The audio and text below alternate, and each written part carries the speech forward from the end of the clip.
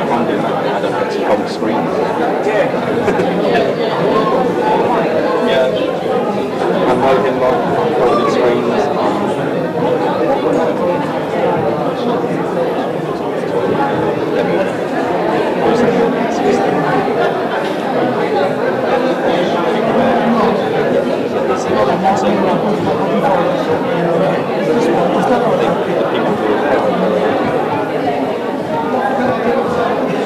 They are well informed. So they can chance for questions.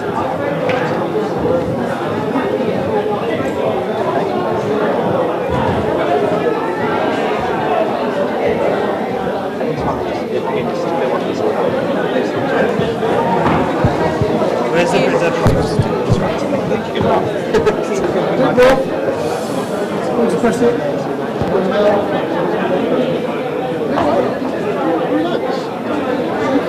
Anything you want to do, George in a good bush, you're in a bush.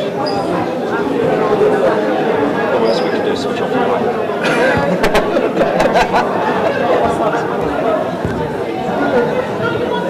I'm with. Sorry.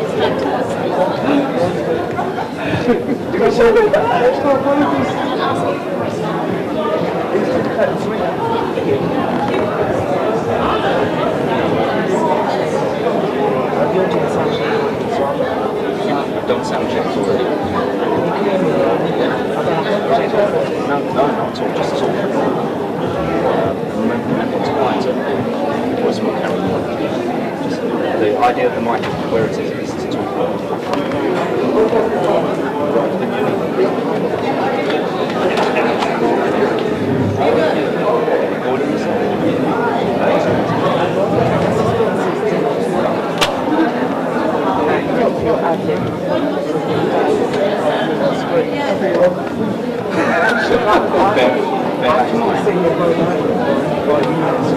Just that, move yourself to the side so you can look as though you're looking at the screen.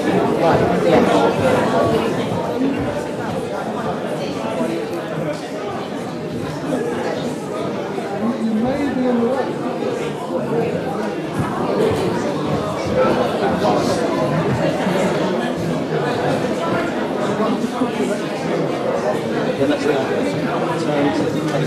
Let me just do.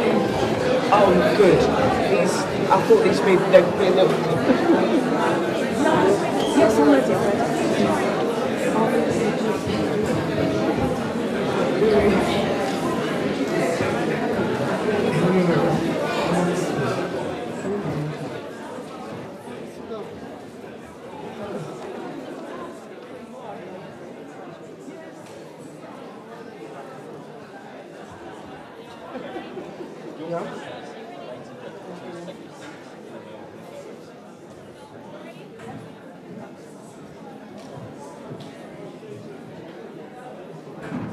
Ladies and gentlemen, please take your seats.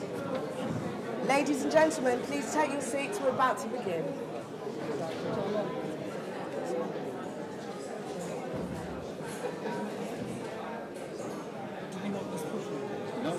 Just do it. I can hear you.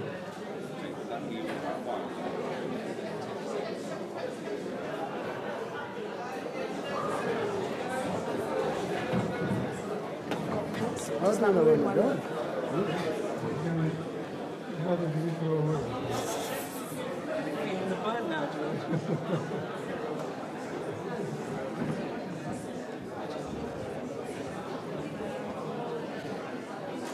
Right?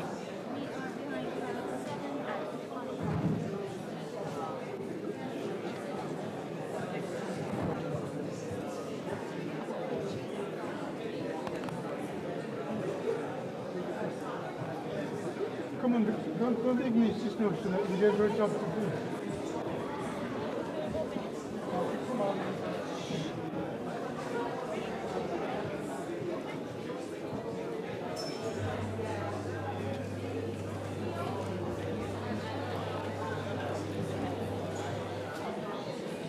Good evening, ladies and gentlemen. Good evening. If you'd like to take your seats, welcome to the Phoenix Agenda's first ever event, Educating a Black Child. I welcome you warmly. My name's Janine Scott, and I'll be your chair for this evening. Just some housekeeping to begin. There isn't a fire alarm planned for this evening, so if you hear one, we must move.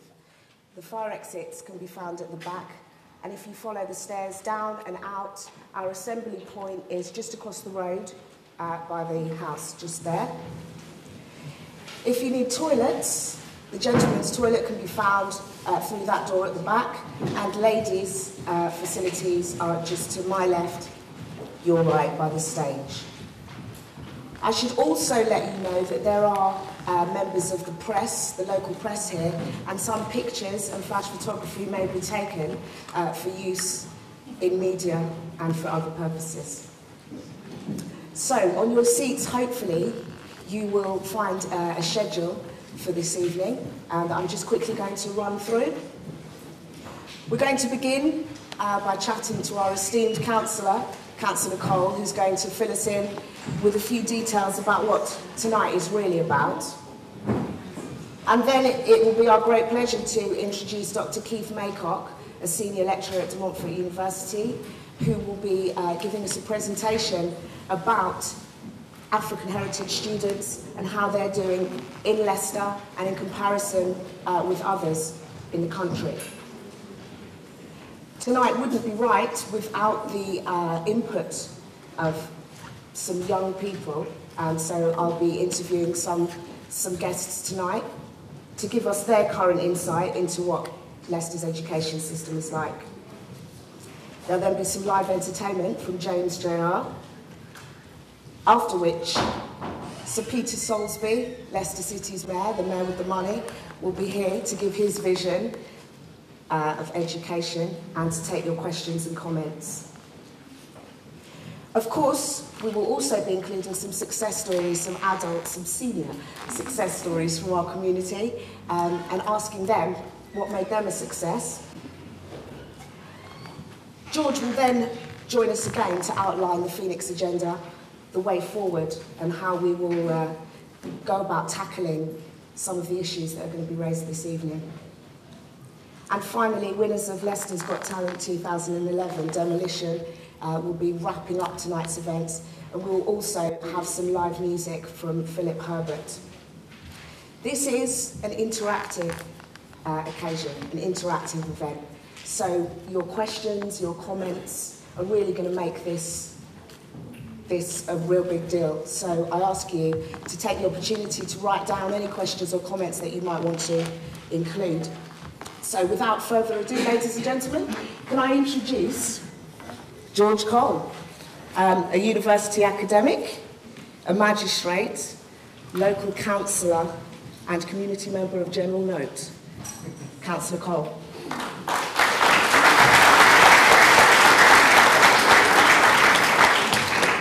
Can I call you George? Why not? George, why are we here? Tell us about what the essence of tonight's event. Well, I think some of the audience might be aware that just over a year ago, I had the good fortune of being elected as councillor in the city by the constituents in the Western Park Ward. And I do regard that as a great honour, to be honest, because it's not often you get the opportunity to represent people who look to you to address some of the issues of concern to themselves. In the process of doing that, it became clear to me that I'm not just representing people in the Western Park Ward, but also across the city. And therefore I had to focus on what it is across the city that is of interest to myself. And education was the one that came to me straight away. And so I had a look at the performance of Leicester schools over the last 5 years, and I noticed some very interesting set of statistics. And I was quite curious to know if what appears to be significant improvement of the city schools over that period of time, if that particular rising tide was floating all boats. And by that I mean, were the African heritage students in these schools doing as well as the schools were over that period of time. And having examined the results, I thought, well, this is quite interesting. But George, don't be selfish, don't keep it to yourself. Why not share that with the community? Because we know how conscious we are in the African heritage community about the performance of our young people. And there's lots of anecdotal evidence as well as research evidence to suggest that there are problems with education within our community. And I just felt that sharing this with the community would be a great idea. And what came out of that is that I met up with a few guys and we had a chat, and they say, well, why not form an organization, and then through the organization, then see how we can make this happen by sharing the information with the rest of the community. And so the Phoenix Agenda was born. Indeed. What do you hope will be the outcome of tonight's event?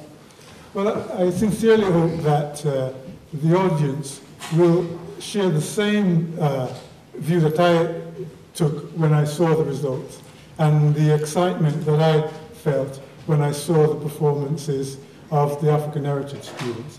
And I also hope that, and this for me is a big thing to be honest, that the community recognizes that the education of our children isn't just down to schools, and it isn't just down to parents.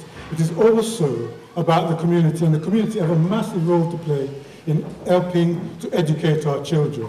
And I hope that that is one of the messages that comes through tonight. What's been your own personal experience of Leicester City's education system? I suspect, Colleen, you're trying to guess my age at this point, but, but I won't let you know so easily. But it suffices to say that I did part of my education in the Caribbean, in Jamaica, and then when I came to England, I started in secondary school. It's been one of those strange experiences which is very difficult to quantify into words very briefly. But what I will say to you is that when I did eventually get to the final year in schools, and that was the year where people were chosen for CSEs or O-levels, I was not chosen for either. And I remember very vividly, and this has never left me, when one of the teachers said to me, George, you will never take any of these exams in 100 years. That kind of left me feeling rather sad, I think, because it said something about me which I didn't feel was right about myself. But he was the authority, and he knew best. And of course, I took him by his word. I must confess that particular teacher's long died, so I haven't had the opportunity to go back and have conversations with him. Yes, I'm sure he's watching you now, wherever he is. So that, in essence, is what tonight's about. Thanks very much, George. We look forward to hearing from you again later on this evening. Without further ado, it gives me great pleasure to introduce Dr. Keith Maycock, who is going to give us a presentation on the local picture, the statistics that George spoke of. He's going to unpick those for us this evening and pull out some key points for discussion and particular note. So, Dr. Keith Maycock, Senior Lecturer at Moorfield University, welcome. Thank you. Thank you very much.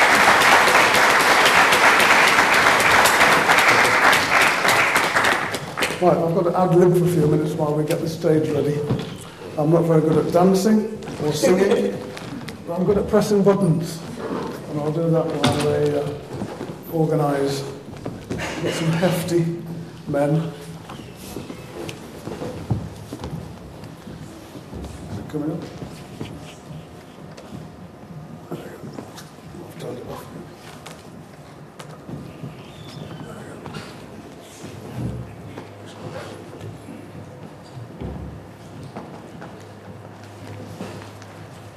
Okay. You need to stay away from the mic. Now, most of you have a passion. One passion, Leicester. How many of you have got passions? Just a show of your hands. Right. Some of you are passionate about cricket, I'm sure. Football. Tennis. Music. Well, most of us have a passion. And I'm passionate about education. Make no mistake about that. My parents made sure I was passionate about education. And at the Phoenix Agenda, we've also got passion. And that passion happens to be education as well. What is education? So I turn that down, we'll get too much feedback. What is education? Learning. It's a little bit more than learning. I think it's got something to do with information. What is information? No. It's not knowledge.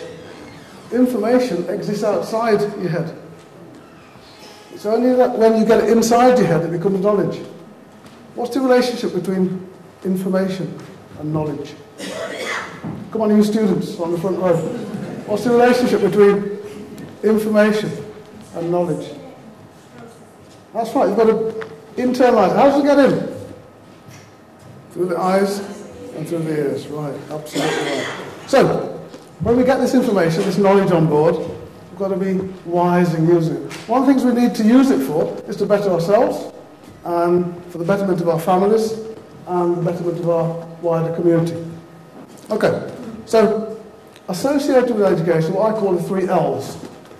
And because it's personal to me, the 3 L's, I'll keep it to myself a little while. It's my little secret, and I'll reveal it to you a bit later on. So we'll leave the 3 L's to one side. Tonight, I'm going to present to you some statistics and figures. There'll be national figures, there'll be local figures, and what I call on your doorstep figures. Things that relate directly to you, to your children, your performance. Now, the data I'm going to present is about us, about you, about me, about our children. That's the information. Then, I'm going to present the information in such a way that you have to listen, you have to look, you have to listen and learn. And those are the 3 L's I was talking about that education is related to. You look, you listen and you learn. And when you have learnt, you have to use that information wisely. Now, at the end of this discussion, or end of this presentation, I'll be looking for what I call an informed response. You're supposed to come back with some reference to the information and how you're going to respond to it, how you're going to progress, how you're going to use this information for your benefit. Okay, if you look at this, it's quite a mess. It's a lot of information packed onto a screen, and we need some explanation. He's unpacking. So what I'll do is I'll unpack it. All the information I'm going to present is going to have a title. It's going to be in the form of a bar chart. We'll have a title, and the title will explain briefly what the information contains therein. There'll be an x-axis, horizontal axis, and a vertical axis. The vertical axis will be in percentages. What are percentages? Now, you cricketing people, what's a century? 100 runs, absolutely. So, if I said per cent, I'm talking about per 100. So, percentages on the vertical axis. Now, most people by definition know what 50% is, half. Yeah? Right. Where did half come from? Where does 50% come from? You take half, multiply it by 100, and you get 50. Now, George and I, to take an exam. 2 of us. George failed because his teacher said so. I pass. We've got a 50% pass rate. This is important because later on you're going to see how this playing with statistics can skew your thoughts. Now then, so that can be represented by 50%. Now if 40 of us, that's half of the group, took an exam and 20 of you passed, what's the pass rate? 50%. Both represented on a graph by that bar graph. 2 people take an exam, 50%. 40, 20 pass, 50%. When that's presented to you, you have to think about it wisely. You're not given the base figures, you're given something else, just the overall result. So you need to think about how you interpret data. Now, if 10 of us, you guys here, took the exam, and 6 of you passed, what would be the pass rate in percentages? 60%. Did you see what's happening? There's a problem. You've got to think carefully as you interpret data. Now, the data I'm going to present is going to be like this. So each one will have a title, x-axis, categories, that will be ethnic categories or schools or something like that. And the series would be things like boys and girls, which year the activities happened in, etc. Now, the first thing I'm going to present is the education statistics for Leicester. Sorry, for the nation. Now, if you look carefully at the chart, the chart shows a difference between boys and girls nationally and in ethnic groups. So you can see we've got Indians there, white British, African, etc. along there. Now, the first thing that you may notice is the gender gap. If you look at all pupils, the difference between boys and girls is something like 7.3%. The girls are always better than the boys. If you look across here, girls are better than boys, girls are better than boys. Why is that? How do you react to that? Is there a biological or sociological reason why this is the case consistently? African Caribbeans or Black Caribbeans, you can see there a massive difference between the boys and the girls.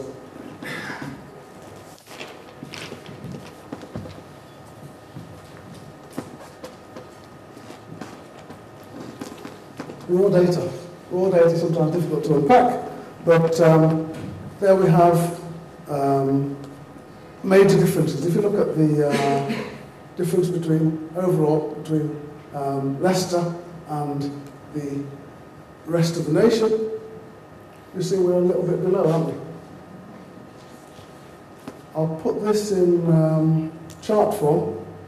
It's a bit of a busy chart, but you can see the Indians nationwide and the Indians in Leicester doing pretty well. They're topping the charts, but there's a difference between the national statistic and the local statistic. Why is that?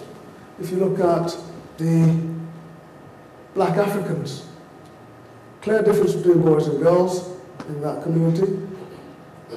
Look across here to Black Caribbeans. They seem to have peaked.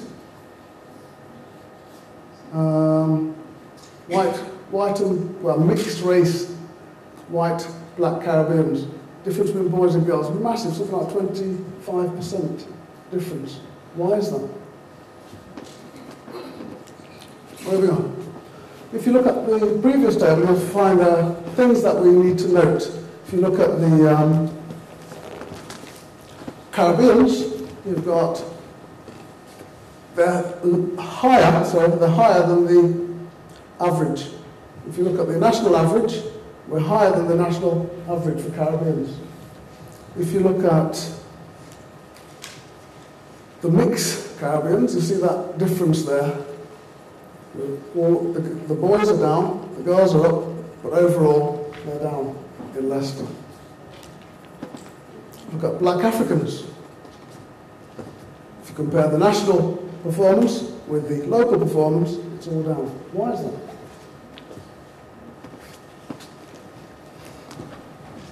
Here I've taken the final year of that's last year's results, and we've got the Indian performance always very high. We've got the white British a little bit lower, Black African slightly lower, Caribbean higher, etc. But when we look at the details in terms of the actual figures, the number of people actually taking the exams, we've got about 1,000 people in the Indian community, 1,000 or 200 in the white community, 227 in the Black African community, 32 only in the Caribbean community, 44 Black other, mixed white, that's mixed white Caribbean, 91 and 40. So you can see that the half effect, the me and George effect, taking the exam, has an effect on the percentages. It can be interpreted in a particular way. This one, you've got to use your value judgment to say, has there really been a big improvement in the Caribbean performance? If we look at the same data split by gender, you see a very similar thing. You see that the girls are always in the lead, the girls are in the lead. But in the Indian community, it's tighter. In the African community, it's larger. In the Caribbean community, larger still. Why is that? we look at 5-year trends from 2007 through to 2011, we see that in the Asian community, Indian community, they started off about 50% pass rates, going up to about 66. An upward trend over the 5 years. If we look at the white community, similar trend. Black African community, similar. Starting slightly above 30%, climbing to about 45. Black Somalian community, there was a bit of a dip. Oops, sorry, let's go back a couple. Bit of a dip, and then shot up, then down again. I think there's some explanation in the community as to why. I think someone told me that there was some funding to do with supplementary schools why we had this sudden fall in the performance of the Somalian community. Black Caribbeans, again, slight dip and then it rose. Other black or black others, up and then slightly down. Mixed white, black Caribbean, a small, shallow increase, and then suddenly this peak. And then if we move to the mixed African white community, similar trends upwards.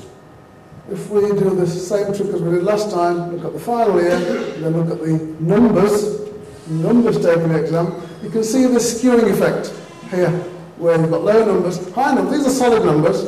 These have to be interpreted very carefully. Okay, now, locally, at the school level, you can see the various communities, the various schools, community schools. You've got Badminton Community School, Beaumont Leys, etc. And you can see the point worth noting, the schools that perform the highest, you've got English Martyrs, 67%. Madonna, 69%. The St. Paul's Catholic School, 7%. There's something specific about what they seem to be doing with their children, or the community around that school seems to be doing, that makes the performance far better than some of the others. We shouldn't call everybody else down. You've got these 63s there, 64s, but you know your own community. You can look at these results and say, I wonder why this school is performing better than another school. What's the ethos of that school? How does it differ from the school I send my child to? Now, the rest of the results are a little bit tedious to present, in that there's lots of information. We're looking at the schools across the city, we're looking at their performance over 7 years, and the numbers at the bottom here, we haven't got figures for the actual number of students who entered, but what we have got is the number of students in the school. So you can see if you look at Badminton College, there's 241 white students in that school. That's from the first year all the way through the final year. Looking at that, you can see the solid figures are there. Going back to Indian community, again, looking at final year, you can see the big numbers are there in those schools. If we go to the black African community, excluding Somalians, you can see the numbers are quite low. Again, with the Somalian community, the numbers in the Moat community, it's quite large, so you can look at that as a solid figure. The others, you have to be careful how you interpret them. Perhaps Crown Hills, we've got over 100, but that's the full spectrum. That's the whole school, not the final years that are taking the exams. So you've got to be careful how you interpret these figures. Again, with the Black Caribbean community, you'll notice gaps here where there are less than 3 in the community. We don't actually produce a result. The results are suppressed. So these figures again have to be interpreted with care, with a bit of wisdom. Black-White Caribbean, similar story. The numbers are not massive, but you can see that there's 54 in the 50s, and then that's the whole school, not the actual individual final year taking the exams. Black other, similar picture. Now, the interesting thing is that in order to perform, you have to be fed. And apparently the people who receive free meals perform at a particular level. And here's that performance. You can see that 5 years, they've been making progress. Those not eligible for school meals have done slightly differently. You have to interpret that data as in the context of your particular life. Now, that's me finished. I've presented information of how to increase the knowledge, probably sent to sleep. That's what statistics is. Wisdom, you may have to apply your wisdom to interpret the results. You've listened, you've looked, you've listened, you've probably learned something. You may have some questions, and you may also have some informed reaction. So, if you've got comments, now's the time to comment. If you've got insight, now's the time to give some insight. If you haven't, then I'm sure Janine will have some questions to throw at me. Thank you very much. Can we give...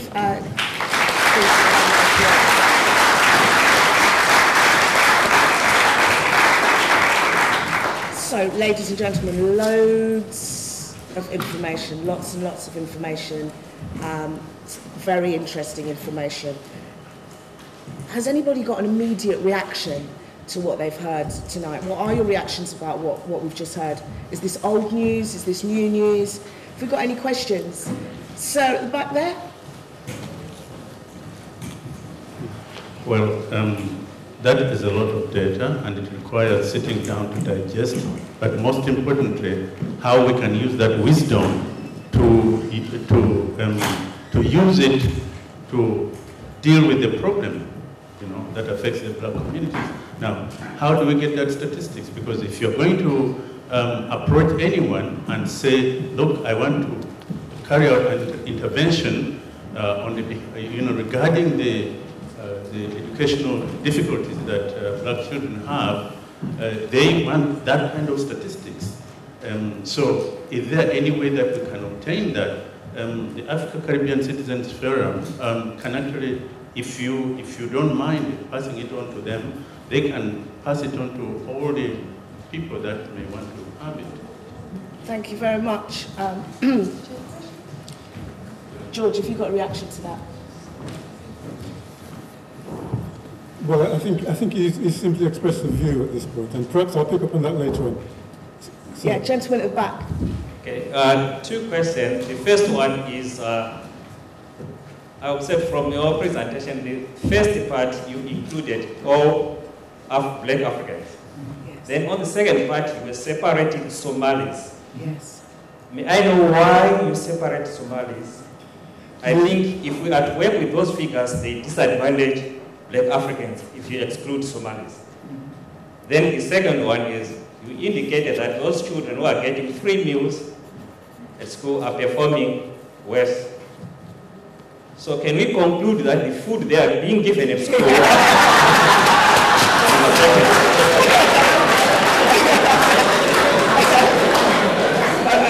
a brilliant point, well made. Brilliant. A brilliant point, well made. The second point in particular. Councillor Cole, can you respond to the decision to separate black African into those categories? Well, yes, and it wasn't a strategy on our part to do that. What you might have noticed is that there were national figures and then there were local figures. Nationally, the African groups are not separated out in terms of Africa and Somalis. And therefore, we had to present the national figures as a collective where Africa was concerned.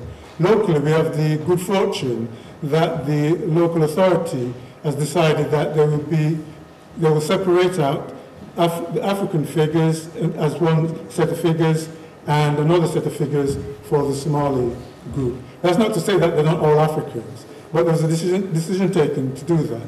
And I think that's helpful because it tends to give a more in-depth picture of what's going on within the various communities. And of course, the Somali group is a very large community, and therefore it made good sense to do that. We've got time for one more question before I have to wrap up.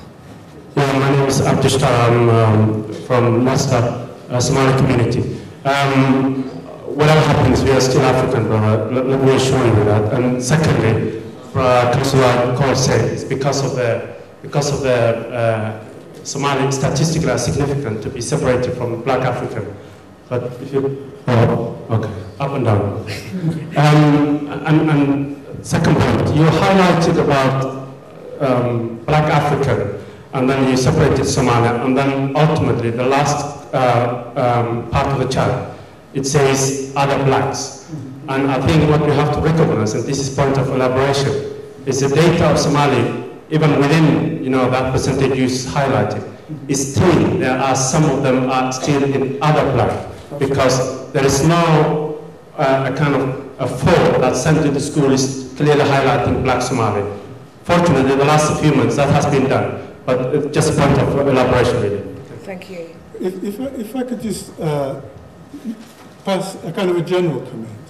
Because when I first saw the statistics, I was really pleased by it. First, I was pleased that way back in 2007, there was a threat to Leicester Education Authorities from central government to get their act together.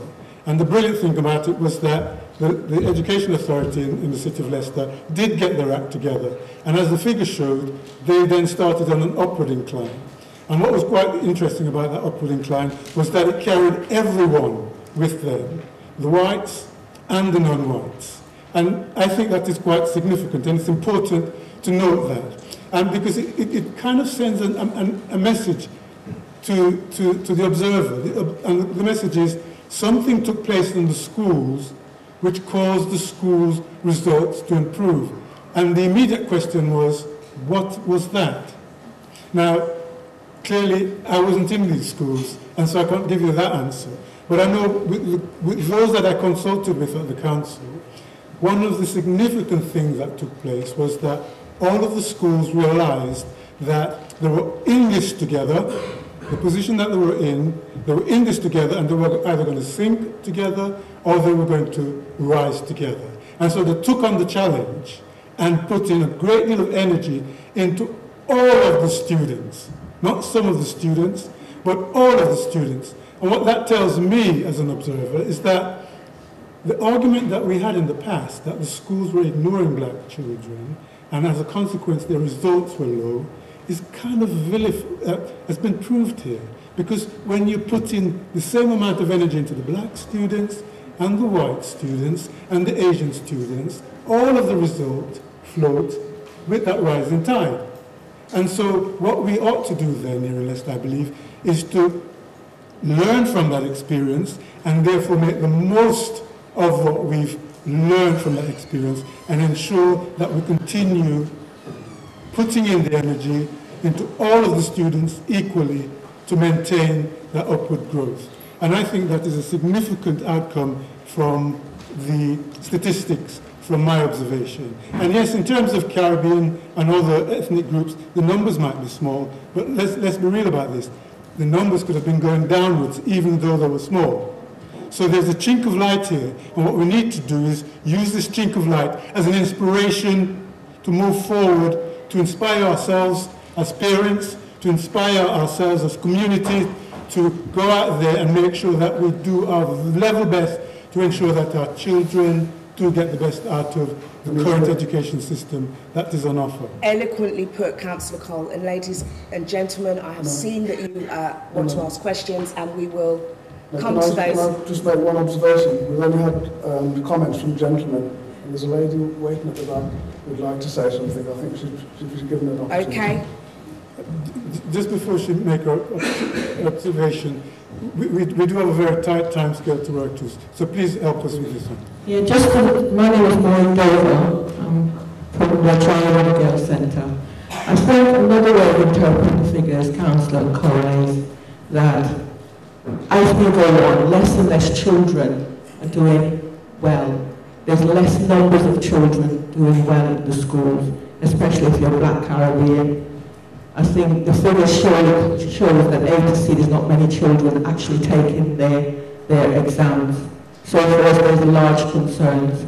The City Council has got it wrong. We're not doing any better. The figures are saying one thing, the percentages are saying another thing. I think what we were told is to look at these figures closely. We're not doing well. We're doing terrible. Don't let's say we're doing any better. We're not. There are serious issues with the education system in Leicester, and we need to be taking note of that. Thank you.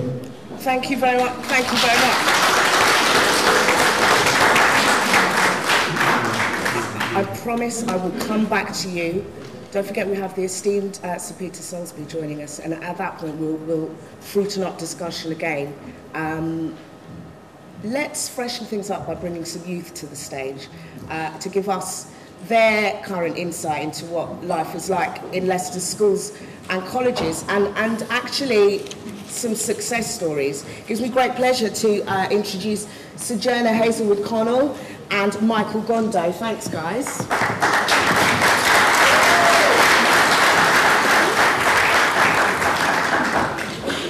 So young, so beautiful. Time is of the essence. I'm going to talk quickly. Okay. Ladies first, because the figures do show that girls are better. Sojourner, not only beautiful, 12 GCSEs, incredible grades, ladies and gentlemen. Currently predicted...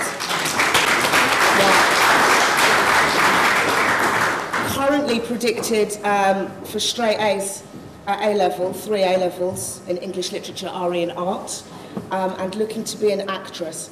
I'm going to get straight to the point and ask you, how influential has your school experience been to your success? Well, I think it's been quite influential, just because, like, my mum, of course, she pushed me when I was at school and to continue on, but my teachers helped me, like, understand and learn, and if they were interested in the subject or they enjoyed the subject, then I'd be a lot more engaged with it. I think that reason, like, made me more interested in education. Okay, and what does your education give you? Why is it important to you? Well, it's a way of being liberated, isn't it? I mean, if you're not educated, you're not going to go as far, you're not going to do as well. You're probably going to get stuck in the run-of-the-mill day or a job that you're not really engaged in. Do any of these, this is a question for you both actually, Michael, I'm going to bring you in here, 20 years old, ex-Babington student, currently studying at De Montfort University, law and business, both of you. Do any of the statistics that you've heard or seen today, anything that we've already discussed, the lady at the back says, actually, you know, things are getting worse. You, some would argue, are living, breathing proof that actually Leicester City's education system can work well for you. What do you think of the gap? Does it shock you? Well, I mainly think it's really to do with your self-esteem education-wise. An excellent point. Yeah, because if you're determined to work hard and you're determined to get where you want to, then the statistics are just numbers. They mean absolutely nothing. Wow, fantastic. The statistics are just numbers. So, Michael, what's the key to your success? Sojourner has said parents, high quality teaching, which does exist in Leicester schools. What's your opinion on this?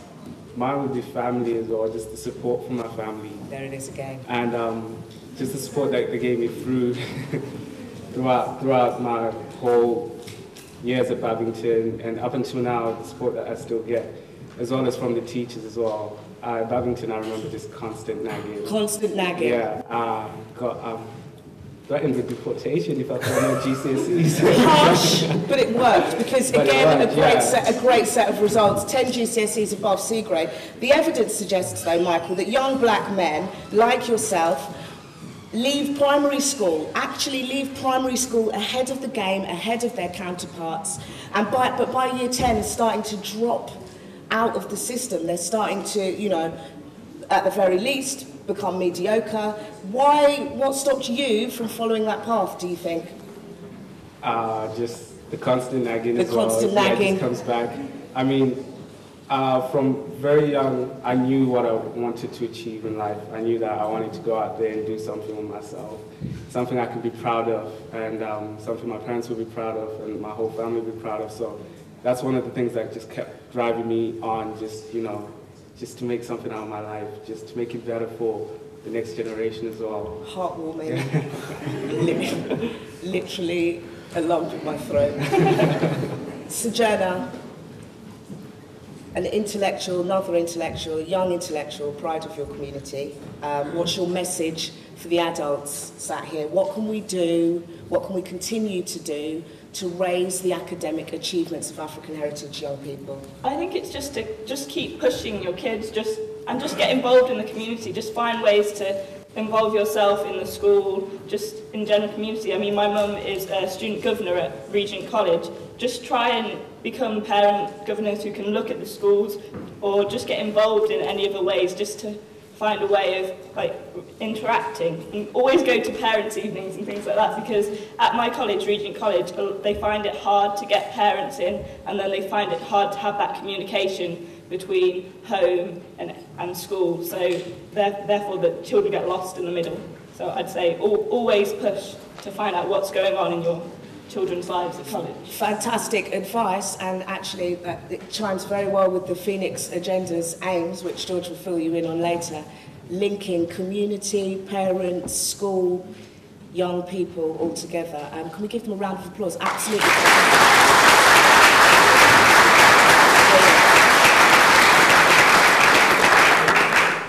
So that draws to a close sort of the first half of our evening. Shortly I will welcome another young talent, draw him to your attention. But just to sum up, we've had some statistics to do with the education picture. We have heard from George about what this evening is about, and we've heard some really inspirational stuff, the most inspirational stuff in my opinion, from some young people. So gather your thoughts and enjoy some fabulous live entertainment from James JR, a local rap artist, and yet another example of the creativity that is in abundance, if often untapped, in our community. Ladies and gentlemen, James Jr.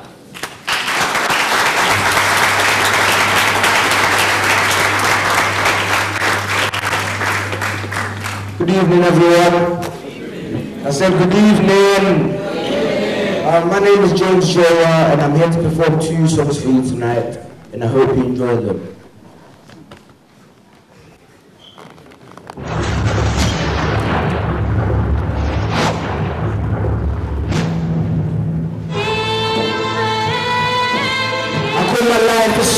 This is just the best.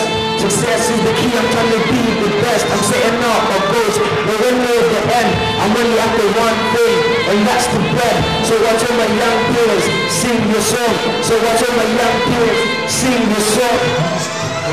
Yeah, sing your song. I'm a young black, made a hope in the flow. Die in my teens, or go war in jail. Do some mad crimes, get sent down. Time is money, so I'll never ever do the time. I mess my life up, I'm trying to turn it back around. The world let me change, I'm a meant to change. Looking back in my past, yeah, still the same. I got some mad thoughts climbing up in my veins. Nothing ancient, it's just a different way. They keep saying that I'm a bad breed, and when you leave, that's what they wanna see. I can never live up for my discipline, so I'ma keep working hard, keep stacking my beat. I make tunes for the chats, cause I'm high in the day. Every lyric from the heart, cause I'm for real. Cause I'm for real. I call my life a song, this is just the best. Success is the key, I'm trying to be the best. I'm setting out my goals, but when you're at the end, I'm only after one thing, and that's the bread. So watch all my young peers sing the song. So watch all my young peers sing the song. Yeah, sing the song. Like Martin Luther King, I died for the dream. I'm 4 punchlines like Muhammad Ali. You the try to keep me up a sting like a bee. I feel for my generation to be hard the dream. I see these pictures on TV, people can't sorrow. Somebody fed me lies and promised me about tomorrow. See the got cheese, take the lead and follow. Stay on the stage or move to the street. Either way you know me, I'll be making beat. I'm back with my music, I'm back going in. If it ain't music, then I'll be moving beat. But that's the I'm not the next scene the news. I'm a champion, so I never lose. I made counseling plans and now I'm back in breathe. I ain't the smartest guy when it comes to books, but I'm a poet and a lyricist in the beat. I call my life a song, this is just the best. Success is the key, I'm trying to be the best. I'm setting up my goals, but when we're at the end, I'm only after one thing, and that's the bread. So watch all my young peers sing the song. So watch all my young peers sing the song. Yeah, sing the song. The The more that you learn, just the more that you earn. So I keep learning, so I keep earning. By myself I do gospel, get a cancer flat. By myself I do coffee, get pushing the bike. I'm in the dumb guy, I got a business man. You can give me a grand, I'll get other bullets wise. And then you other aliens can all watch me rise. So your money when your mouth is a roll of dice. Y-O-L-O, you only live once. They never drop me off, never give me a chance. Someone just can't start to just watch me now. If you ain't talking sense, don't waste my time. In a couple years, I'll be talking my town. 2012, on their head, I'm never calming down. They say I'm too sick, well send me your card. This is just the start, I got my life a song. This is just a verse. Success is the key, I'm trying to be the best. I'm setting up my goals, but when I know the end, I'm only after one thing, and that's the bread. So I tell my young peers, sing the song. So I tell my young peers, sing the song. Yeah, sing the song. In my life, I've been told that I have nothing to tell, so if I fail, I'ma shoot again. I'm thinking about my children, I'm sitting the way, cause I ain't gonna live in no comfortable state. I'm working hard every day, I'm feeling the pain. So sing the song. So sing the song. Sing the song. In my life, I've been told that I have nothing to tell, so if I fail, I'ma shoot again. I'm thinking about my children, I'm sitting the way, cause I ain't gonna live in no comfortable state. So sing the song. Thank you.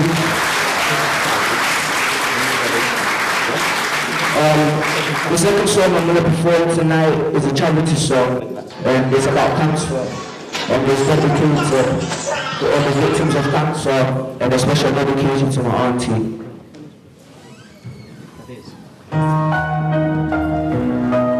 Yeah,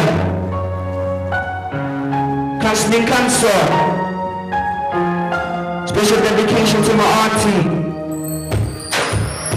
It's a deadly disease, that's with the nation, wiping out the whole human population, making people disappear like evaporation.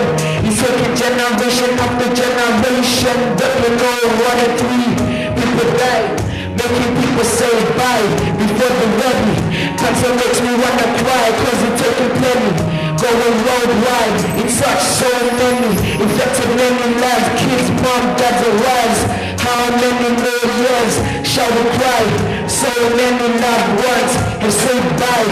We want to stop some, let's do the same. Save the one who knows this, tell them the pain.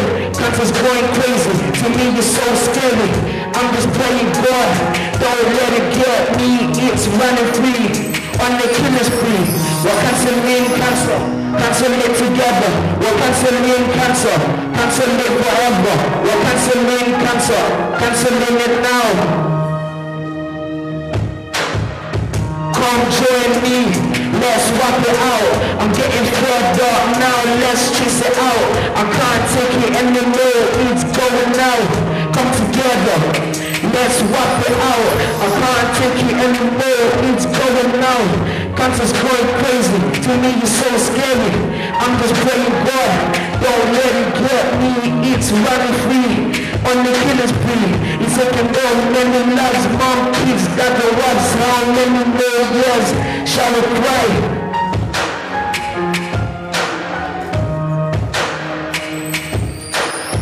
We're cancelling cancer, cancel it together. We're cancelling cancer, cancel it forever. We're cancelling cancer, cancelling it now. We're cancelling cancer, cancel it together. We're cancelling cancer, cancel it forever. We're cancelling cancer, cancelling it now. What you really think that cancer's done enough? I watched my auntie going through tough. She's still alive, but it's been rough. Not a single day that I don't care for her. She's so far away, but she knows that I care. I can see the pain in my mom's eye. How hard that she wanna be there, so far away. What can she really do? Auntie, say you know that I love you. Last show we lost the young's mom, the pain that we felt left us so numb. But life goes on, just gotta stay strong. People lived and people died. We just gotta say bye, cry and let go. That's how life goes. No one really knows. We're cancelling cancer, cancelling it forever. We're cancelling cancer, cancelling it together. We're cancelling cancer, cancelling it now. We're cancelling cancer, cancelling it together. We're cancelling cancer, cancelling it forever. We're cancelling cancer, cancelling it now.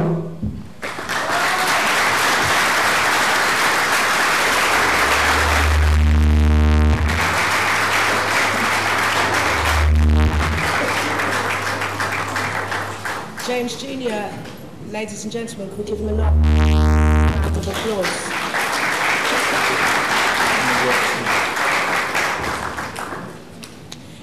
So, it gives me great pleasure to immediately introduce Leicester City's elected mayor, the mayor with the money and not the jewels. That was my joke. That's my joke. Sir Peter Salisbury, ladies and gentlemen.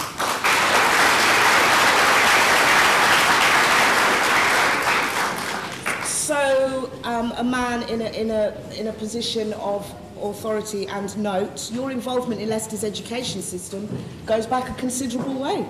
Can I call you Peter? Oh, please. Oh. That's one of the politest things I ever get called. Can you share your prior experience with us? Well, first of all, Jane, thanks for inviting me along this evening, because obviously the issues we're talking about this evening are ones that are of great concern to obviously all of us here, but ought to be of great concern to all of us in the city. I actually came to Leicester to train as a teacher, and I taught for many years in quite a lot of the city schools, so obviously some of the issues we're talking about this evening are ones that I've tried to deal with at first hand. I taught at Crown Hills, I taught at Beaumont Leys, I was responsible for special needs teaching later on in my career on the Saffron Lane estate. So, yeah, teaching's always mattered to me. What does strike me, talking about the issues we're talking about this evening, is how hope, ambition and aspiration are right at the key of actually making a difference. Yeah. And when it comes to aspiration, it's obviously aspiration for the young people themselves, but it's also got to be the aspiration for the teachers as well, for those young people. And that's right at the heart of the response I think we ought to be giving to the sort of problems we're talking about this evening. So what is your response to the local picture presented here? Some of the sort of the academic achievement deficits that exist for the African heritage students in the city. Well, I think that the figures that Keith presented to us raise cause for some hope, but also ought to recognise, or cause us to recognise, that we've got a long way to go yet. I think behind those figures, now Keith was acknowledging there's a lot behind those figures that we need to look at, to dig into. Behind those figures, I understood the question from the lady earlier on, about the lack of progress, but actually behind those figures there is some progress. There's some real progress. We've got to look at what is working. We've also got to look at what isn't working behind those figures. What I'm encouraged to find, I'm only a year into this present job, so I don't claim any particular credit for it, but what is interesting is that the sort of figures that Keith was presenting to us this evening have not been properly available in the past. They've not been available on a school basis in the way they are now. As a result of that, we haven't been able to look at what is working and also what isn't working. We haven't been able to look at where it's working and where it isn't working. And we haven't been able to learn in those places that it's working and make sure it's applied to those places where it's not. Yeah. And I very much welcome those figures, but actually do believe, across the whole range of the schools and across the whole range of ages in our schools, we have made some progress. Why do you think there have been improvements in the global education picture? In your opinion, what specific measures brought about these improvements? I think that what has worked in general, and somebody referred to it earlier on about the, it was George actually who was talking about earlier on, about the start that was given to the, or the shock that was given to the education system in Leicester by the government saying, look, this is dreadful, you know, you've really got to change, or else. Yeah. And I think that or else made a real difference. And what it has led to, when it works well, some good partnerships. It has, I think, across the schools, not in every school, but across the schools in general, developed an attitude of sharing the problem. And I think, you know, it wasn't, you know, something, it was issues in one school. I think increasingly, other schools have felt that they had a share in that problem, and they had, therefore, to share in finding the solutions, and to share good practice and collaborate across the schools in ways that has been very encouraging. There's some really good things happening out there. There's also a lot of things that yet need a lot of change. Yeah. How do you envisage the cuts will affect the progress that has been made in Leicester schools over the past 5 years? I mean, that seems like an obvious question, but specifics? Well, I mean, I think if you'd asked me this question a few years ago, I would have said that any cuts were inevitably going to be disastrous. I think the scale of the cuts is appalling. I think what the government's doing to Leicester and to cities like Leicester is dreadful. I actually think that it also is made worse by what is happening to the economy nationally and the pressure that's putting on families and therefore obviously on young people outside of the school context. I think we are in a better place now to deal with some of those cuts and the effect they're going to have on our education system than was probably the case a few years ago, because of the things I've just been talking about, you know, our ability to work together, collaboration, and make better use of what we've got. But that, I'm certainly not anything other than very angry about what the government's doing, and they're going to make an already difficult issue for us even more problematic. Now, earlier I introduced you as the man with the money, the mayor with the money. What will you do? What can you do to ensure actual progression and improvements for the African heritage community? I'll tell you what I think I can probably do most usefully, and it isn't actually so much about money, because as we just said, in a situation of cuts there isn't a lot more to go around. What I can do, and I hope I'm helping to do that this evening by being here and engaging with this issue, is help provide leadership, an example, and to praise what has been achieved and to challenge where it hasn't been achieved. And that sort of leadership is something that in the position where I can provide, even if I can't always write the checks that I would like to be able to write, to actually, you know, provide the resources. I can provide the leadership, and I can provide the challenge. And I can point to those schools who are doing well and say to those who are not doing well, why are you not doing well? Because if they can do it, so can you. And that's the sort of leadership that you can provide, that's the sort of challenge you can provide. And as I said, that's why I'm here this evening, because I'm determined I'll provide that leadership and provide that challenge. The police, this is a cheeky one. The police have acknowledged that there is a problem with the way that it deals with our community, the African heritage community. They have gone so far as to identify a small number of officers that are using practices that are detrimental to our young people. Is this the kind of approach that could or should be tried in our education system? Controversial one, Peter. Yeah, it is. I think, you know, we talked about sort of certain sorts of statistics earlier about what happens in schools. I think there are other sorts of statistics as well that, you know, can help us to identify whether there are issues of this sort in our schools.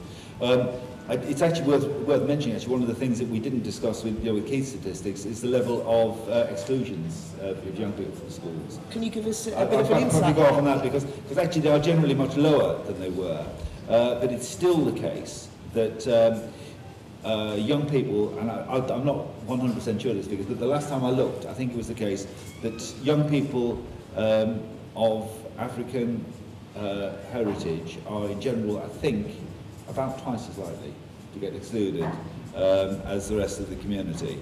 I'll perhaps double check those figures, but I think it is something like that, and that is disturbing. Yes. Although, on the more positive side, it's significantly better than it was just a few years ago. Right. But you know, there are issues there. But to come back to your question about the police, I think it's important that even though we don't actually have evidence of systematic problems of that sort in schools, that we do continue to take account what parents are saying to us, and what surveys of young people themselves are saying to us. And although it isn't coming through as a major issue at the moment in our schools, we've got to be on constant watch to make sure that it doesn't develop into one. What advice would you offer to our community about how to support young people, our young people? I think it probably comes back to my very first answer, actually, when I was talking about aspiration and actually raising people's ambition and saying to young people, not you can't do it. And it was the point George was saying earlier on, really, wasn't it? Not that you can't do it, but that you can do it. And we've seen these wonderful examples of these young people this evening. You know, they're the sort of role models that we need to be putting in front of the younger people coming up to the schools and saying, look, they can do it, you can do it. And it's raising that ambition and also actually raising confidence, putting confidence in place of fear, because it can be done. You know, it can be done. And I think that's got to be also the ambition of teachers as well, actually. And I was saying that earlier on. You know, as teachers, you've also got to have high ambitions and high aspirations for all the people, young people you teach, not just those who most obviously seem to you to be the ones who are going to succeed. And yeah, at the heart of this, actually, is self-esteem. You know, people actually believing in themselves. And what I would say to all of the parents here, be as proud as that mother that over there is, because she has the right to be proud of her young lad who was sitting up here earlier. And I think, you know, I want to see that same sort of pride in all parents for their kids, and the same sort of ambition that she has for her young lad is shared by all, you know, throughout our community. So, well done. So if I gave you a nutshell and asked you to put in it your vision for Leicester City's education system going forward, how would you summarise your vision? I think if you look across the schools in Leicester, primary schools, the secondary schools, Leicester College, the universities, we have actually got some really good education being delivered. It's being delivered to kids from lots of different communities, and kids from lots of different communities are succeeding in all of those schools. But not all young people are succeeding in all of those schools. And I don't think any of us should be satisfied until all are achieving their very best in all of those schools at whatever level. And it's very clear from Keith's figures that we're not there yet.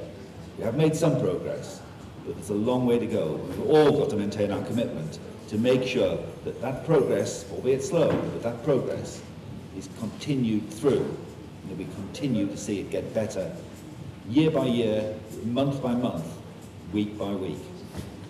Ladies and gentlemen, Sir Peter Soulsby.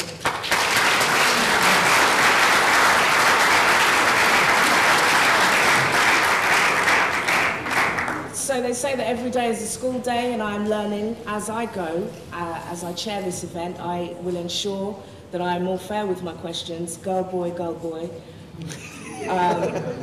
We will start with our esteemed gentleman over here. Good evening, everybody. Good evening. As we have seen, Dr. Keith had explained elegantly some charts depicting the results of both national and local figures. And most importantly, I wanted to talk about the new arrival black community kids. Dr. Keith, the graphs that he has explained elegantly were at times the figures were very much disappointing, alarming, and something of a very grave concern. Now, what I would like to ask the mayor is in the context of the cats that we are going to see and the drawbacks that these figures have shown. How do you envisage that these children can make a difference? Again, in the context of the cats, very alarming cats for education and other services. How do you envisage that these kids can make a difference and improve this result? Thank you. Right. I'll try and give a fairly short answer to it because I realise there will probably be other questions. But clearly there are particular issues for the more newly arrived communities. And behind the figures that Keith's given, I think there's more information there about some of the challenges that those communities face. What is actually interesting is that after an initial period, often because of the very high ambitions that those parents have for their children, many of the children from those new arriving communities are succeeding remarkably well. They really are, because their parents have high aspirations for them, and they have high aspirations for themselves. And that's actually quite encouraging. But that doesn't mean to say that there aren't initial barriers and initial hurdles for them to get over, that we have got to try to do our best to, to help them over and to help those communities with more generally. And I think, that does mean that we've got to try to put the resources in, even in these difficult times, to give that initial help to make sure they can ultimately achieve the very high ambitions that so many of them have. And I think it's for that reason, for example, that my predecessors, because I was an MP at the time, were right to try to put the investment in, for example, to the Taylor School, which is an area, obviously, it's a school that serves an area where it does have quite significant numbers of people, young people from newly arrived communities, and that's very encouraging. It gets more difficult, the more resources get stretched, but I would be determined to do our very best to maintain that level of priority. Thanks very much. I hope that answered your question. Is there anybody else who's got any comments to make or any reactions? I'm looking for a lady, and there's one at the front. Hi. Okay, good evening everybody. Good evening. I've taught and led in inner city schools for the last 20 years, and I was part of the London Challenge programme for over 5 years. And what has been really quite significant to me this evening is that I feel that I've come full circle. We had the Education of the Black Child conferences in Manchester in the 1980s, and we're here again talking the same thing. One thing that came to me was the mention about exclusions, and the numbers on exclusions may appear to have decreased. I think schools are smarter about how they deal with exclusions, and they have other places that they put our young people in order to ensure that the figures are met. That is the reality that I have seen. The other thing I wanted to say was, when we're talking about the problems, what we're actually talking about is ensuring that every child achieves the currency that they need to be able to move on to the next stage. It is not enough to turn around and say to a young person, it is okay as long as you get a grade in English or maths. The grade you're supposed to be getting is an A star to C. A D, E and F does not count. And what we should be saying to them is the expectation is that you are achieving those A star to C grades. What we have to do as parents is to keep our eye on the ball, ensure that in terms of homework, many of our young people will say we do not have homework. However, what we should be saying to them is whether you have homework or not, I'm ensuring that you're doing an hour to an hour and a half, 3 times a week. That's what we have responsibility to do. Yeah? Yes. And last but not least, in terms of the data and in terms of improvement of black children, we have to go back to, again, to the numbers of black kids that are actually entered for the GCSE examinations. And if you have schools that have 30, 40, 50 black children in those schools, and only 3 of them are entered for the GCSE, yes, you will get 100% pass rate because you've only entered 3.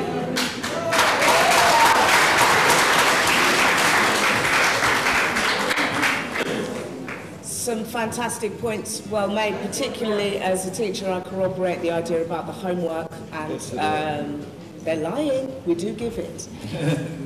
Questions, comments? I'm looking for a gentleman, I'm keeping it fair, but I do see you. The gentleman at the back with the cap, please, Serena, thank you.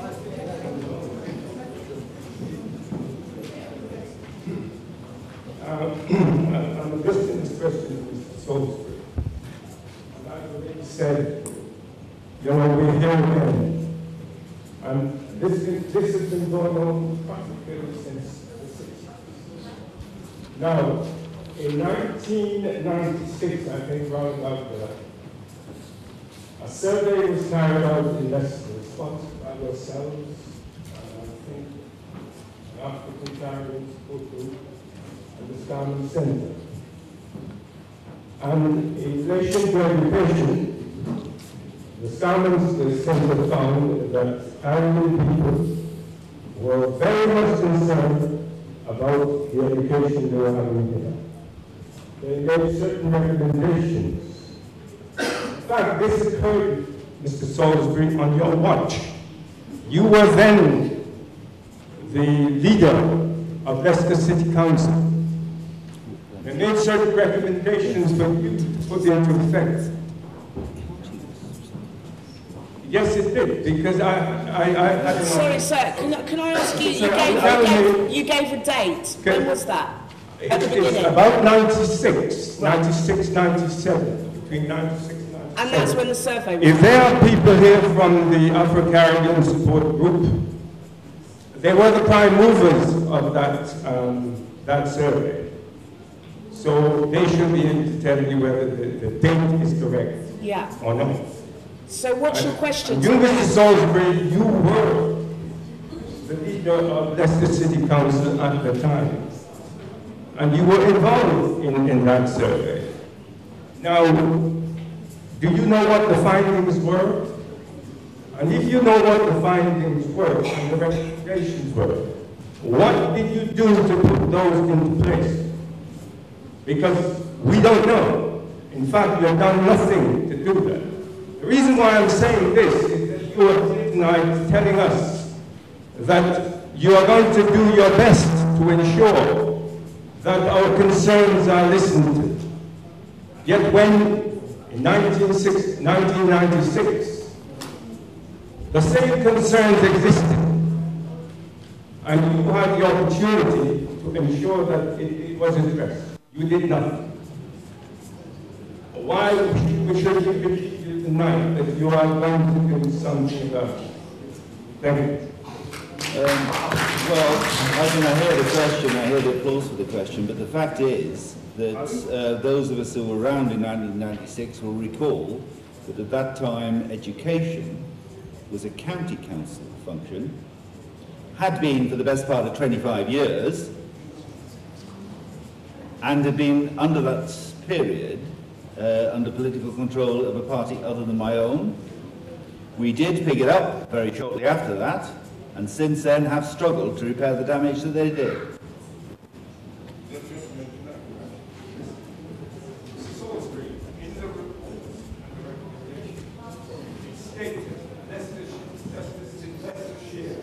You haven't got a mic, sir. Yeah. Leicestershire County Council, but it said primarily Leicester City Council should be doing this in relation to Afro-Caribbean people. Yeah. That's what it said. That's precisely my point, and I have never been a member of Leicestershire County Council. I said, have you heard what I said? It did say Leicestershire. Actually, it did say Leicestershire, but with all due also respect, went on with to all say, due respect, with as specific chair, reference to Leicester. can we take the mic, please? Leicester We're trying to City keep Council. things. We're trying, sir. Thank you so much for your comments. We're trying to keep things relevant, focused and polite. So can we pass the mic to the lady at the back? Thank you.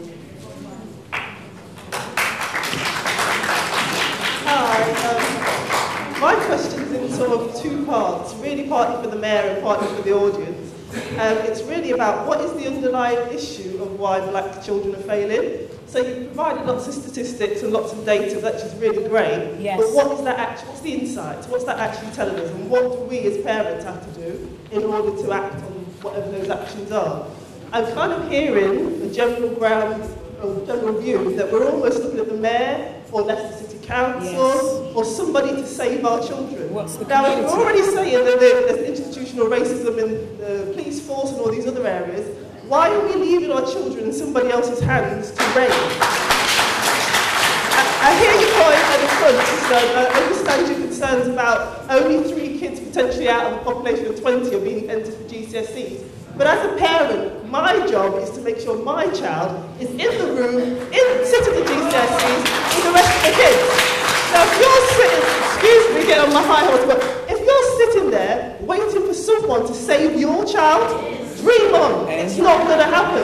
So get off in the seat, get up and start educating our own children. Wow, fantastic, fantastic. And in a nutshell, that's what this evening is about. This is about empowering our community to take control of our own issues. We've got time for one more question. Isn't time flying? Is it because we're old? Can I say, I totally agree with what you say. Yeah, I do think as parents we have a responsibility. But for those of us who have been worked in schools or based in schools, it's easier said than done to say we send our children to school. They are sometimes at the mercy of the education system. So it doesn't matter how well equipped we send our children into schools. Often there are situations where they're placed to put in where they have no strategies for dealing with. Sorry, can I just respond to that? No. And so you were so eloquent, but we really must allow other people. So I totally agree with what you're saying about our responsibility.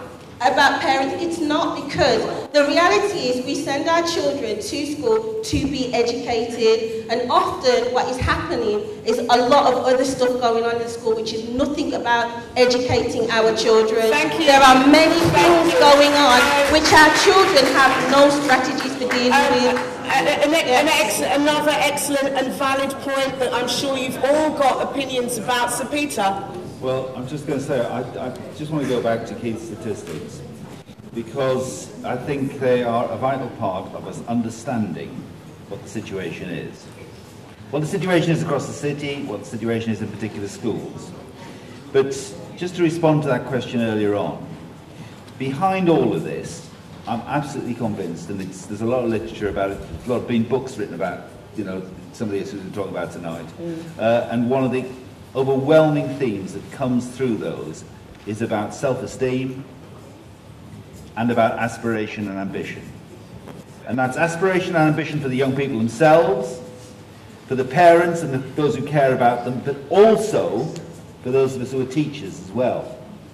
And actually to see a kid in front of us in terms of what they can achieve, not what they themselves perceive they can achieve. And there is a real difference in those two. And we've all got to set for them the highest expectations, the highest standards, and make sure that we drive them to achieve what they are capable of. There's so much to talk about. So much to talk about. Let's do this again. We're going to end with the lady at the back before I invite some more success stories on. Okay. I, like many others in this room, have been involved in the education, complementary education of African Caribbean children for 20 plus years. And what we're finding is that our funding has been cut year on year, and the relationship we're supposed to have with the local authority has really fallen apart. Bernice Walters, my name is. And to the point where we were in a position to run our Celebrating Success evening, which we believe is contributing year on year to the raising young people's aspirations, their confidence, and their knowledge of what they're able to do, run conferences and so on. I'm not going to go on about that, but what we've heard tonight is that for young people to achieve, it's about their own self-belief, their own confidence, the contribution from the community, and the support from the community, as well as the support from their parents. That's my first point.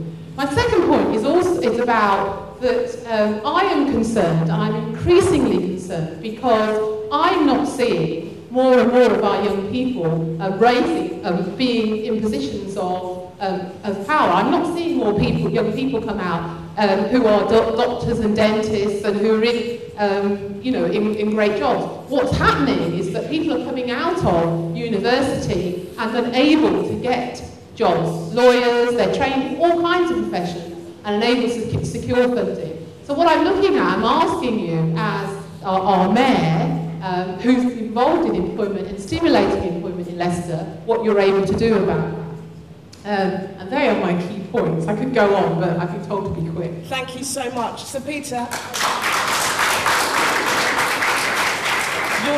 your response in a combined summing up. Right, okay, there's quite a lot there, because I think, that last question takes on some very important issues, perhaps they go beyond the ones of this evening, but they are about actually providing, as employers, and particularly as employers in the public sector, the opportunities for people to ensure that we have a workforce that represents the communities that we're supposed to be serving. And there's some real issues there where I'll be frank and say, having taken over 12 months ago, I've been less than pleased to find what I've inherited, because I think there's been less focus on that over recent years than I was proud to say there was during the time when I was leader. And I see one of my colleagues nodding vigorously at the front there. And I think that's a discussion perhaps we can have later. But if I can just come back to the, the issues that we have in front of us. I understand the frustration of those who say we have come full circle. I actually don't think that we have come full circle. I think we're not that far away from where we started, but we have moved. And I think we actually do need to acknowledge that there has been progress, albeit painfully slow, albeit a long way to go, albeit we can't be complacent about it, but we do need to look at where that progress has been achieved and why it's been achieved, and make sure we are well informed to know what works, and make sure that those who do not know what works learn about it and are forced and are shamed into actually learning from it and to building on it and to making sure they apply it in the way that the best already are. Sorry, I was distracted by a young person who wanted. Did you want to ask a question or make a comment? Oh, you were stretching. Just waving and being very friendly. Waving and being friendly, which we like. Ladies and gentlemen, thank you so much. There's so much to discuss and so little time. I'm going to move the programme on, but I will at this point, and I'll remind you later on, if this is something that is burning your conscience, it's something that you want to be involved in, please leave us your contact details and comments on a form on the back of your programme. Can we have a round of applause for Sir Peter Sophie? Thank you so much. I'm going to very quickly welcome some more success stories from there's opportunity for aspiration and ambition right here in our community. Ladies and gentlemen, Denise Williams, Velma Ferdinand and Philip Herbert are going to join us on stage. Can we give them a round of applause, please?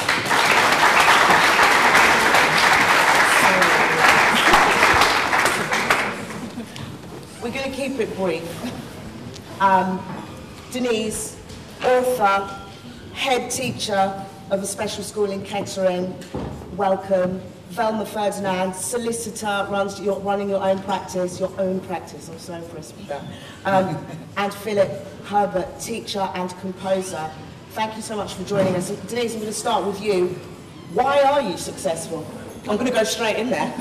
Why are you successful? And let's link it to what can we do to make our children more successful and make them more aspirational.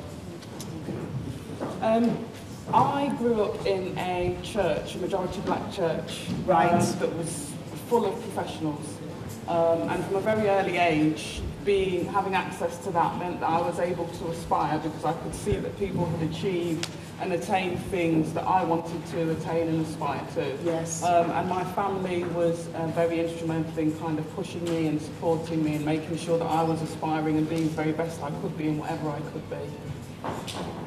In terms of success for the people, I think that's what we need to do. We need to make sure that we have access to people who are professionals, that you're talking to as many people as possible in terms of the career that you want to aspire to. Yes. Just gaining as much information as possible so you come from an informed position to be able to attain what you want to attain also. So that's a message to anyone with any kind of interest in any job. Yes. Share the wealth of knowledge and experience with our young people.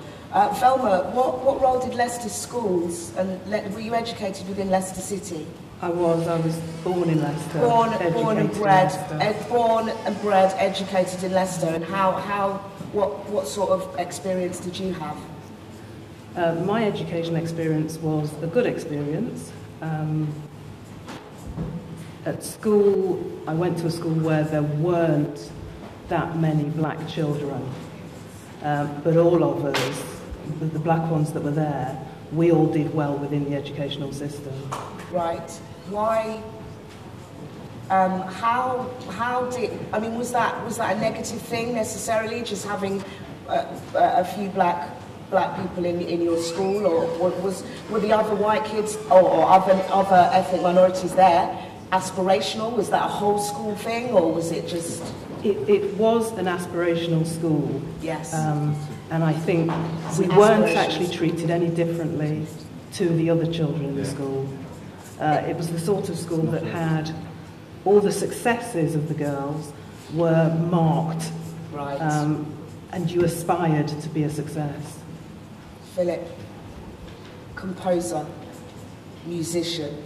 How do you think your professional success story, what do you think that can offer our youth, those that are here tonight and those that might be listening or watching later?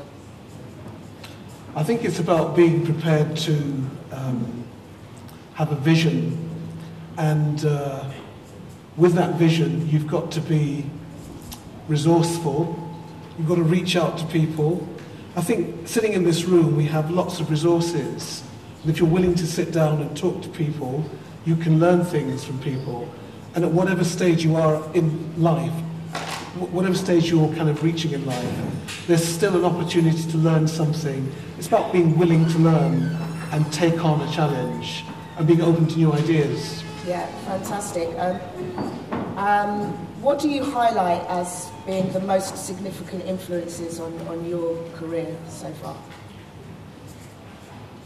Our young people have spoken about the impact of parents, the importance of parents. Was that a similar thing for you, or do you have this sort of inner drive that Michael was talking about? I think it's very much about my parents and the kind of environment they kind of created in the home. And the fact that they went to school, they went to parents' evenings, they inquired about what was going on. If they weren't happy with what was being delivered, they would ask questions. Yes. Sometimes in learning to play music, you have to hire a private tutor. Sometimes the private tutors weren't really delivering, and so sometimes we'd have to move on and find something new and find somebody who's being positive and willing to push you to that next level. So you describe is that fearless parenting? My mum calls it fearless parenting. Not afraid to challenge on behalf of your children. I think they didn't do it in a way that was difficult or bitter. Yeah, no. They always challenged in a way that was objective and sought the positive outcomes. So I'm going to put you all on the spot a bit here. So what do we do next? We've had lots of ideas have come from the audience. It's a very contentious issue. Would any of you like to comment on what you'd suggest is the way forward? it's got to be people coming together and working together, and there are different parts for each party to play, really. In terms of parenting, it's about equipping yourself and being aware of everything that's going on out there for your child and having the knowledge.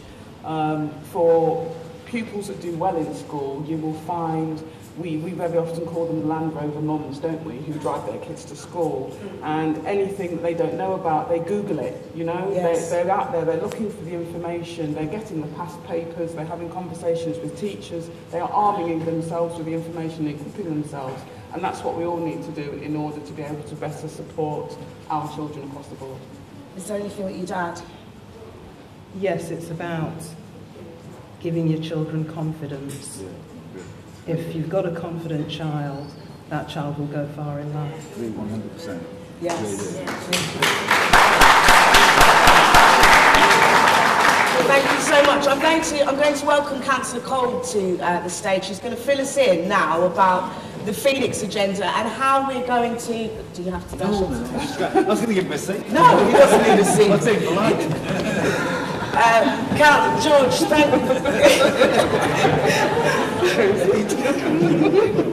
it's all getting a bit intimate up here. We have all these ideas, we have this passion, we have this drive, we have this desire for change on behalf of our youth, and that's what the Phoenix agenda is about. So, George, what's next? Good question. Let me just say, it's important that we reflect on what's been said here this evening. And it's also important that we understand that this is about us. It's not about a group of people outside of this room. It's about us, our community, and how we impact on the environment within which we get the most out of it. And clearly, the more we put into our children, is the more they will be prepared to challenge all aspects of life, to make sure that they get the best in terms of careers, make sure that they get the best in terms of what the environment has to offer. And I hope that somehow we'll be able from tonight try and put these bits and pieces together, because that's really very important. Now the question is, what's next? And that's the big one, really. What are we going to do, George? Because we've kind of been here before. We've had meetings where we've talked about issues surrounding our children, and we go away from the meeting feeling a bit flat and wishing that there was something that we could do that was really tangible, that made the meeting meaningful. Well, what we decided at our meeting, that is the meeting of the Phoenix Agenda, was that having examined the figures, and having seen the picture that it's painting, and having tried to understand what this picture means, wouldn't it be nice if we were able to somehow get the children at the school itself, the parents, and the community working together as one team with one primary objective to get the children to get the most out of each of the schools that they go to, so that they can get the best possible education. Wouldn't it be nice if we could remind ourselves that education isn't just about sending a child to school and then complaining that the school hasn't educated the child? Wouldn't it be nice if we remembered that there was a time when education was about the family, the community, the school, and the individual pupil itself?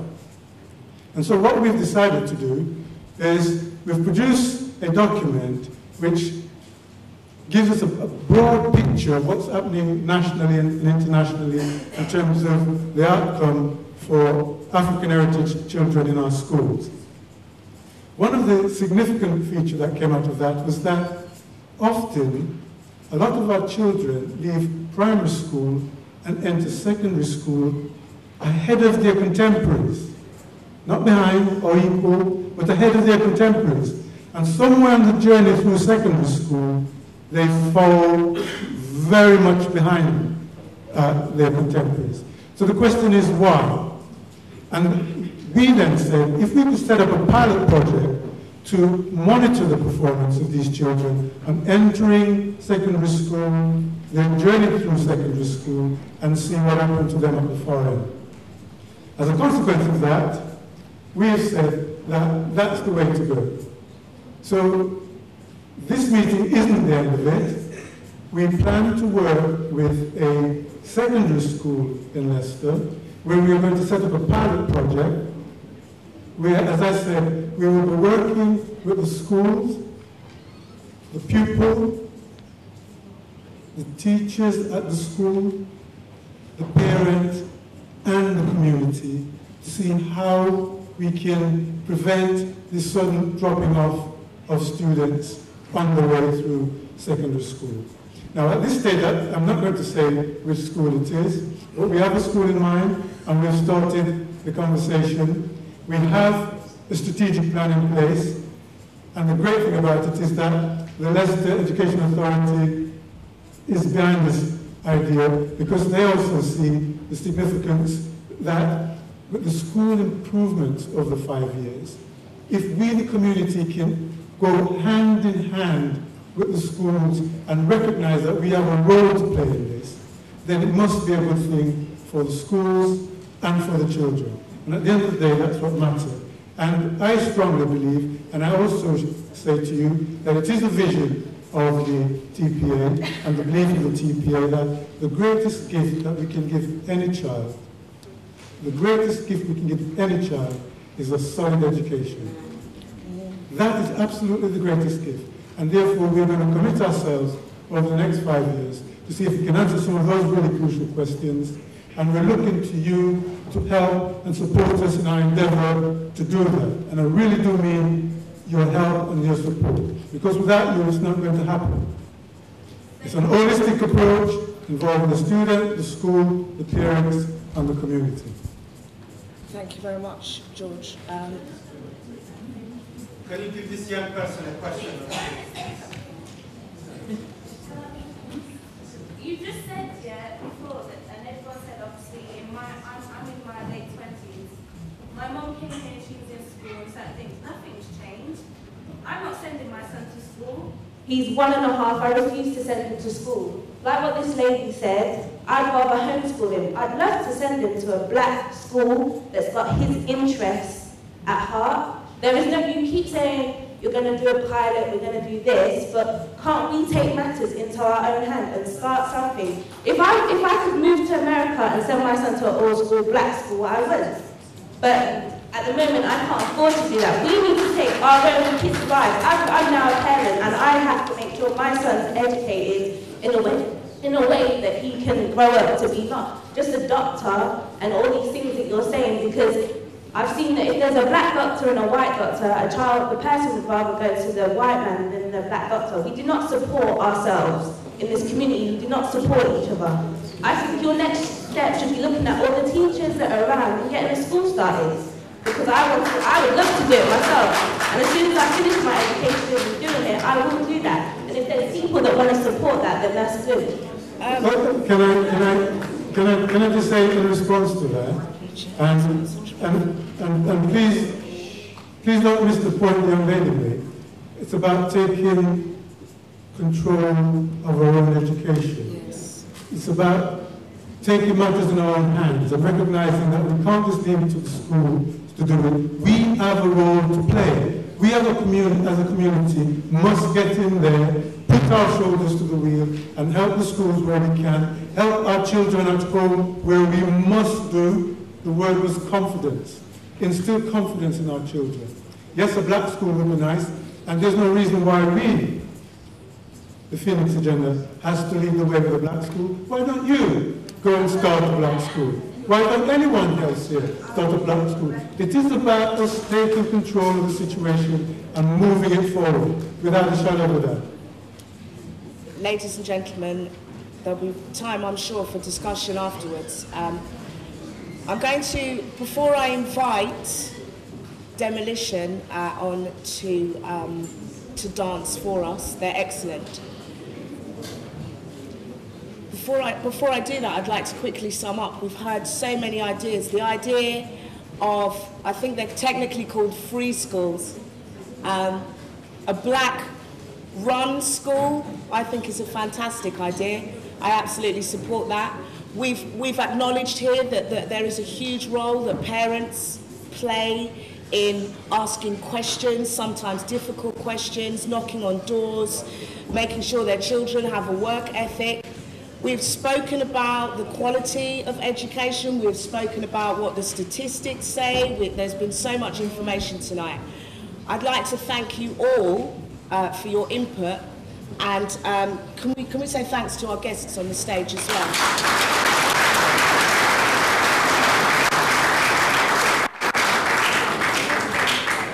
So if in the next couple of minutes, while we set the stage up for Demolition's performance and a rendition from Philip Herbert, can I draw your attention to the contact details sheet and the comment sheet that is on the flip side of your programme? We have pens. I'd like you to spend a couple of minutes filling that in, because what you say is important in driving this forward. Thank you very much, ladies and gentlemen. Yeah, we need to close the curtains.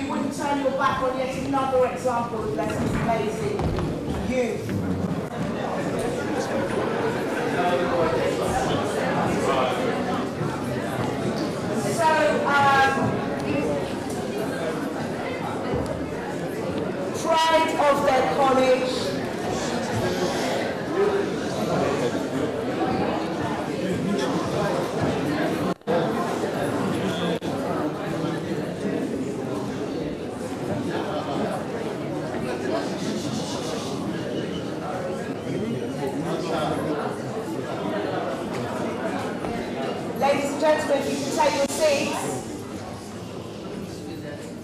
Philip, I'm going to put you on the spot, actually.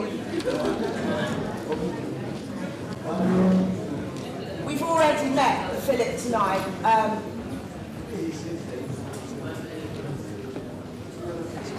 Can you tell us a little bit about the Cultural Olympiad that you're involved in, please?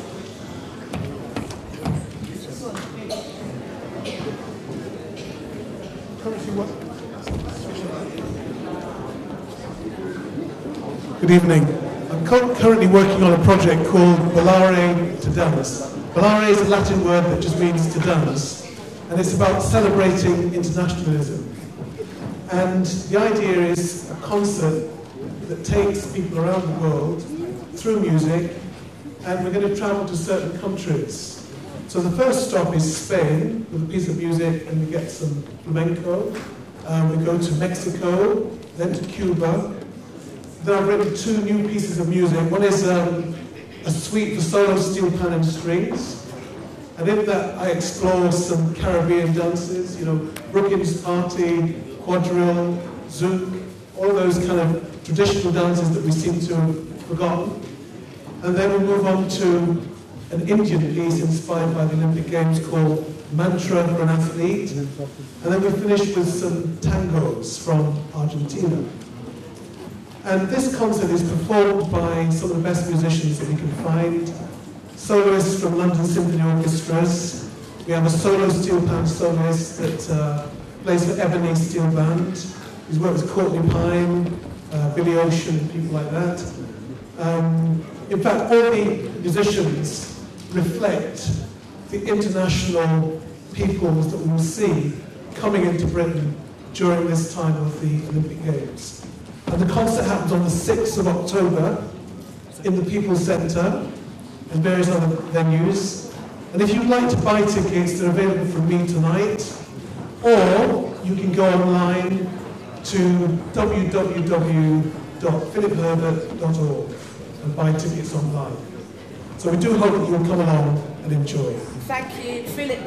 Shortly we will be hearing you play, but I know that people are itching to see Demolition, and I certainly am. So ladies and gentlemen, winners of Leicester's Got Talent 2011. It's a shame that people are leaving, I know it's late. I give you Demolition.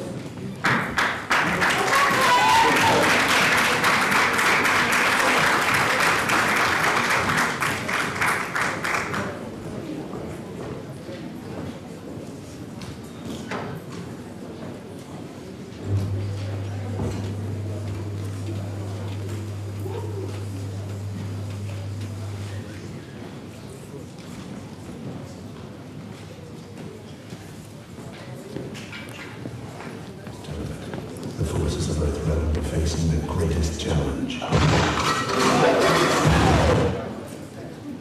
battle raged at the end of the first tournament. The forces of Earth Realm are facing the greatest challenge.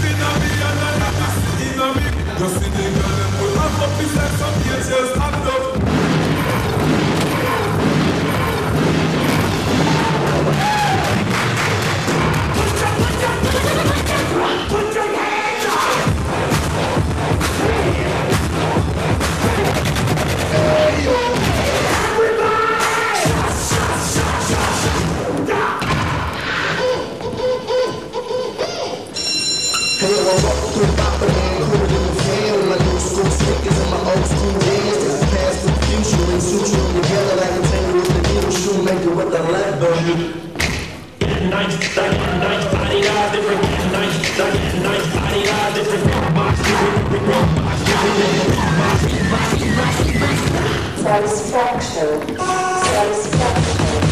Personally, and then just satisfaction. Bring it back. Drink all day. Lay off my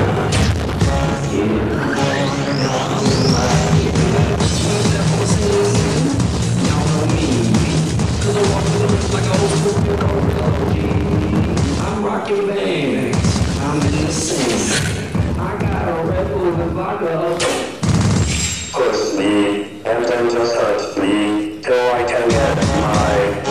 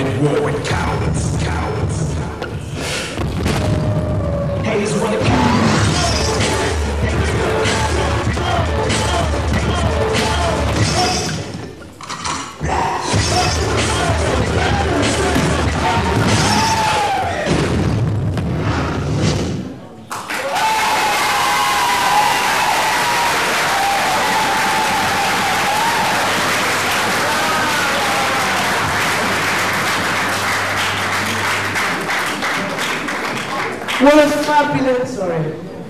Flumioni drums in. What a fabulous way to end tonight's event, don't you think? I really hope that you have enjoyed this evening. We've had some arguments, but we've come out the other side. Please don't forget to leave your contact details. Philip, can I invite you to the piano?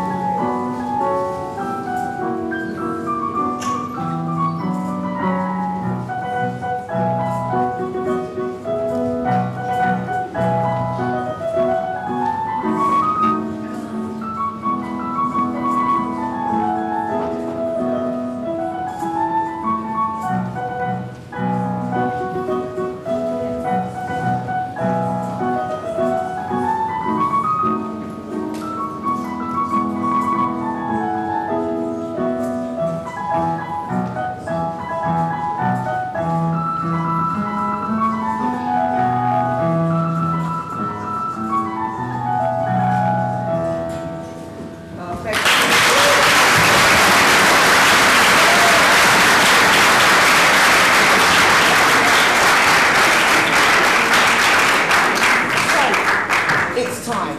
We're finally at the end. Thank you so much. I have a few very quick thank yous, but before I do, can I draw your attention to the Community Achievement Awards at the back of the room? There are some nomination forms. It's all about, this is exactly what we're talking about, isn't it? Aspiration, support within the community. These awards are on the 6th of October, so get your nominations in now, because without your nominations there are no awards. And finally, some very, very quick thank yous. Of course, Sir Peter Soulsby, Leicester's Mayor, thank you very much. Vi Dempster, Assistant Mayor in the Cabinet, lead for children and young people in schools, has really given us some fantastic information, along with her PA, Maria Crescent. Sue Welford, again, from the local authority, Head of Consumer Access and Information. All of the entertainers, absolutely fantastic, and our guests, thank you, and our speakers, thank you so much. The African Caribbean Centre, your hospitality has been duly noted, and of course, the most thanks go to you, our audience. Thank you so much for joining us. We'll see you again.